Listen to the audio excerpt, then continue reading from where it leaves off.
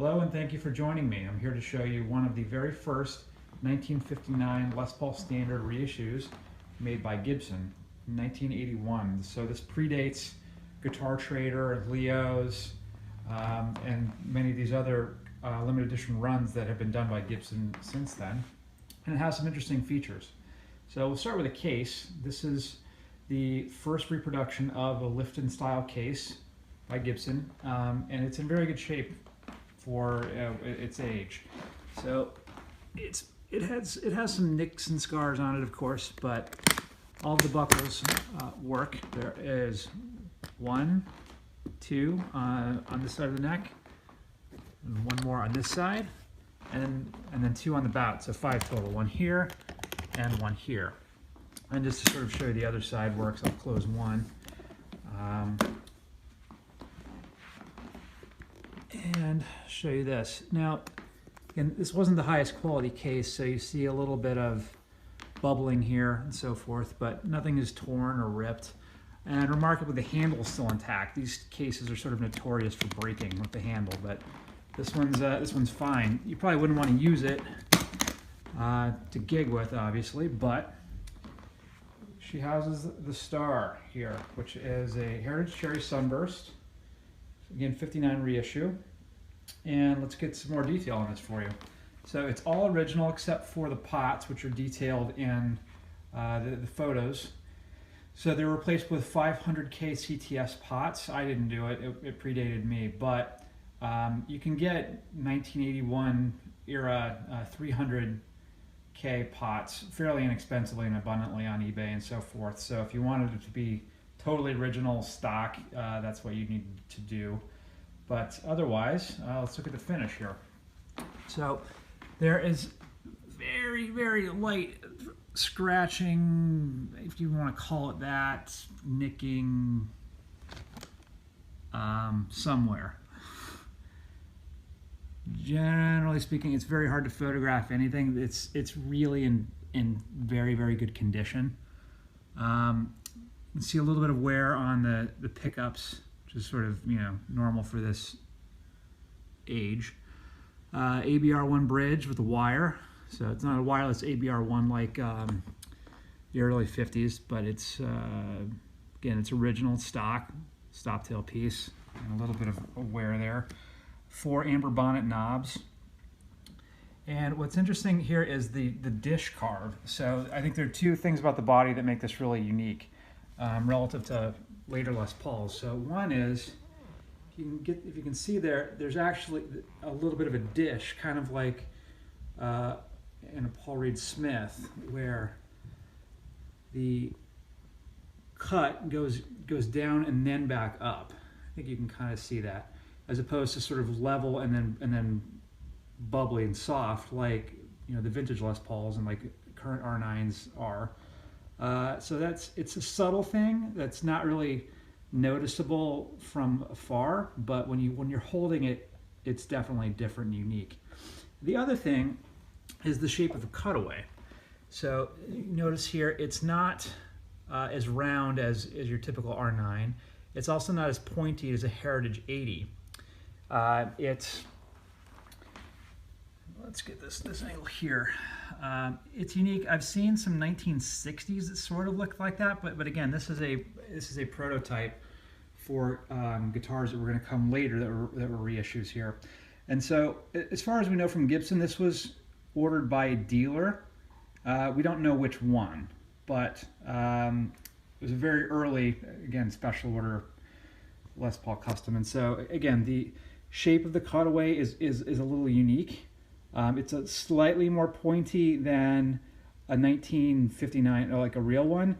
It's more like a 1952 in a way, in how it tapers, but it's not as sharp as a Heritage 80. So between the dish carve and the cutaway, you already have some kind of unique features that distinguish this guitar.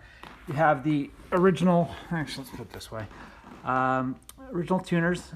These are the Keystone Deluxe type with the screen Les Paul logo, and the early 50s type Gibson inlay. And so now let's walk down the fretboard. Here you can see neck is very straight. Nut is in good condition. The frets generally are in very good condition. And well, I'll try to get very, very close here.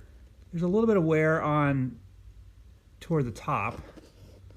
See if I can get it in a photograph. All right, get it in frame. So you see there's some very light wear, but tons of life left in these. Again, you can see here from some bending that's been done. There's slight play wear, but that's really about it. And also kind of interesting is the inlays have shrunken a little bit into the wood, which is what the originals do as well, as I understand it. And so there you have it, more or less pristine frets. And again, in the cutaway here, you have a thin binding all the way around, and I'll show you here. Again, it kind of has a unique curve to it. So your typical 1981 Les Paul, you're not going to have this kind of detail, as I'm sure you know if you're watching this. Then let's go ahead and flip it around. And again, you can see there's a little scratching here, but it's very light and superficial and kind of hard to photograph there. You could probably polish it up a little bit. But, you know, again, it's just very light scratching. No real deep worming or anything. Just a little bit around the edges here. And the jack plate, it's actually metal, so there's a lot of care put into here to make sure this is a durable instrument too. And I'm showing it also, as you can see, obviously without the pick guard, so that you can see the full flame. And then under, you know, again under the case here we have the, on the cover here, we have the original pick guard, which has the typical little bitty hairline crack that these plates tend to get. And the original screws are in here, along with the key to the case. So we'll leave that there. And then going back to the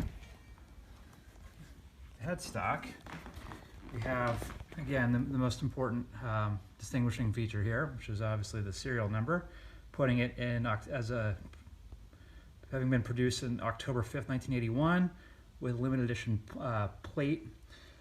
And then obviously no neck volute, they discontinued that, I think generally around this time, but obviously in the late 70s you have that. So 59 neck profile, very limited wear. The only really sizable nick you can see is this one.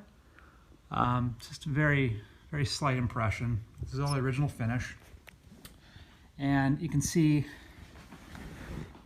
here from the fretboard, again, it's in very good condition, the original nut. If I can get that to focus there. And, you know, generally there are signs of play wear, but they're pretty light. Brown covers for the electronics. Below here, there's a photograph of everything opened up, but there's also like a steel kind of dome directly beneath this, which is a little peculiar, but I think they were doing that on a lot of those standards of this era. And again, sort of a little bit unique cutaway and point profile. So that's it. You know, again, the fretboard, I can't opine on exactly what species of rosewood that is, but I'll leave it up to you. I'm sure there are experts watching this who could tell me a lot more about this than I can. But the information's a little bit spotty. But it's a very deep rosewood, nice, beautiful grain. Don't know if it might happen to be from South America or if it's from India. Don't know. But in any case, it's very beautiful. It's a resonant guitar. Let's just hear not exactly great playing there, but it's 9.3 ounces or just under. So again, it's a nice. It has a pretty nice voice. I'm not gonna do a demo play for you, but probably the most of the interest in this guitar is going to come from the collectible, nature of it, just given how unusual it actually is. And again, this maple is really nice. It has sort of the spalting going on as well as the tiger flame. So, and then let's go ahead and get the switch here. Again, this is original caps, original pickup rings. Yeah, it's just a lovely guitar. So I hope you've enjoyed the video, and I hope that she's well loved in her next home too. Thanks much. 1981 Les Paul Custom, which is special ordered by an unknown dealer for a person of great taste who was ahead of their time in wanting the goodness of the 50s brought back to life. Thank you.